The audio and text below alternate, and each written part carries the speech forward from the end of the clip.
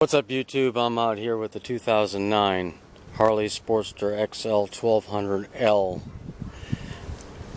A little journey that the wife and I went through with her after she took her motor course class and really loved it. We had got her a little Rebel 250. She had some fun on that. Those are just awesome little starter bikes. And in the garage we had put a new Iron 883, a 2020, and she started dipping into that a little bit, riding it once in a while, riding the Rebel. Didn't ride the Rebel anymore and just started riding the Harley, and started to get really comfortable on the Harley. Realizing the 883, it didn't have a lot of charisma. Cool little bike, handled great, looked neat. It was fortunately we could just fit it into the budget, but it wasn't very good on the highway.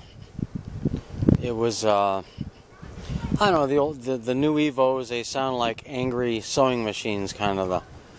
You hear a lot of the noise, a lot of the engine noise, the gears, you hear them at work. So, but that wasn't the issue, just the fact that the wind blew around. There wasn't a lot of oomph to it.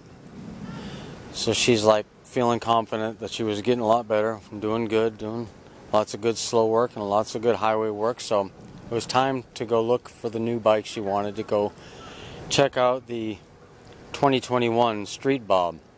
You see my videos before this was that bike.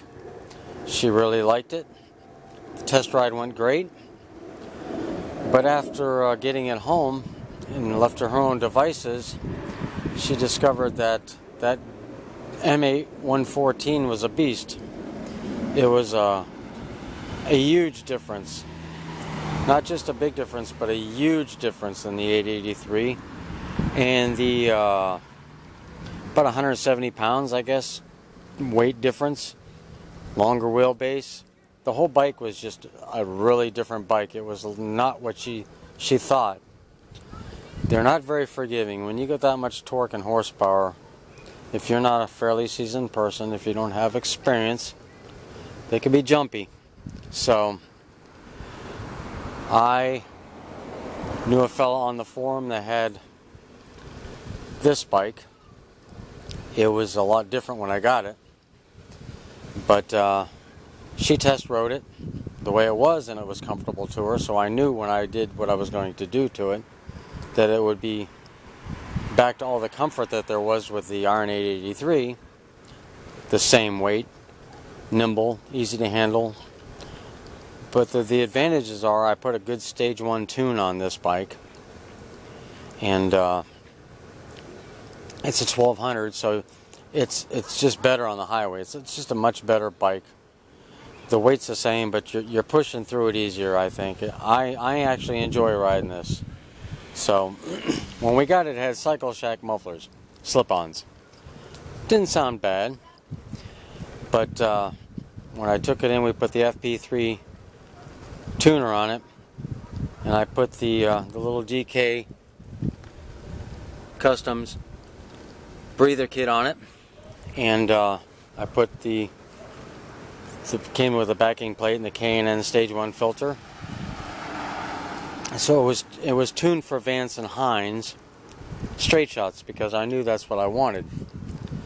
I just like the sound of the straight shots. And I like the look of them. They're just, I mean, it's not meant to be a race bike. I just want it to be a good tuned bike. We changed the bars, the seat, new tires, new brakes, new rocker box gaskets, plugs, all fluids changed, brake flush, brake pads, different headlight, grips, levers, mirrors. I mean, it's basically a brand new bike. It's only got 14,000 miles on it, so it should last her as long as she wants to.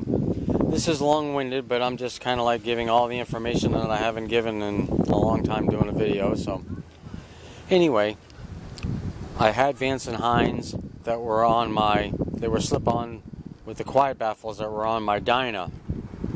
They will fit right on here. The difference is the brackets, instead of having 2 bolts, it will only have 1 bolt. It's not a problem. You just tighten it down with some Loctite, lock washer, boom, you're fine. it seemed like everything was fine, the tune was okay, but it seemed like there was a little bit of back pressure.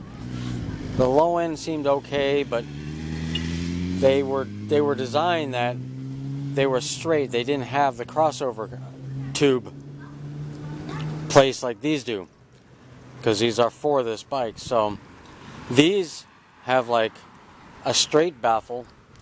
They're not, I don't know if you can see in there, this is just a straight baffle in there.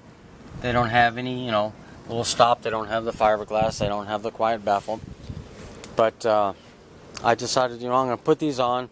I ordered some new James crossover gaskets and put them back on.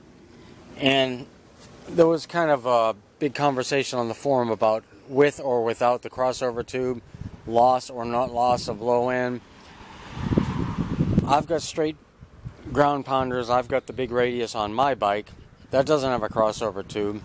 I'm not a real big high RPM person, but the Dyna with the twin cam 88, I wanted to avoid very preemptively any cam chain guide shoe issues. So I put Gear Drive 509 S&S cams, which are more of a torquey cam. They're not a high RPM like the 510s. And I don't really notice any loss of low end. I don't see that. But with this one here, now I put these pipes on, they breathe better. But with the crossover tubes, there does seem to be a little bit more bottom end and mid. The bike runs very well. I'm very tickled with it. So what I'm going to do now is, after get a little bit of a look at it, we put the new Michelins on it. Headlight is actually the one that was on my Dyna, and the eyebrow was on the narrow glide front end I had. I put wide glide front end on mine. I put the engine guard on there, and I have had this bag on every bike I've had, probably the last 6 bikes I've had, and it just found its way right there to her swing arm, and I just love it there. So let's go ahead and start this up and see how this sounds. Let you hear these pipes. Vance and Hines straight shots. Yep. 15,000 miles now. Here we go.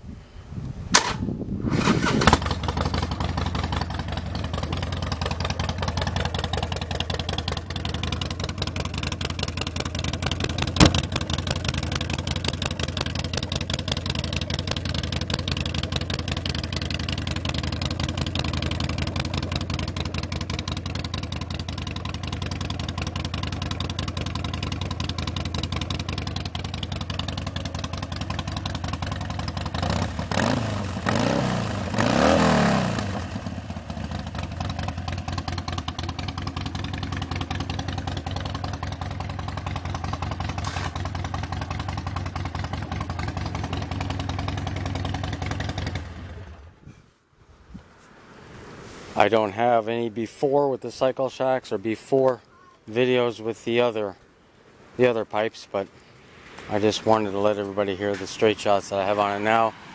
I love the way these pipes sound. I mean, I don't see any reason to do anything else to this bike. It's a finished product. So that's it. Just wanted to show off the 209, show everybody the 2009 what we did to it.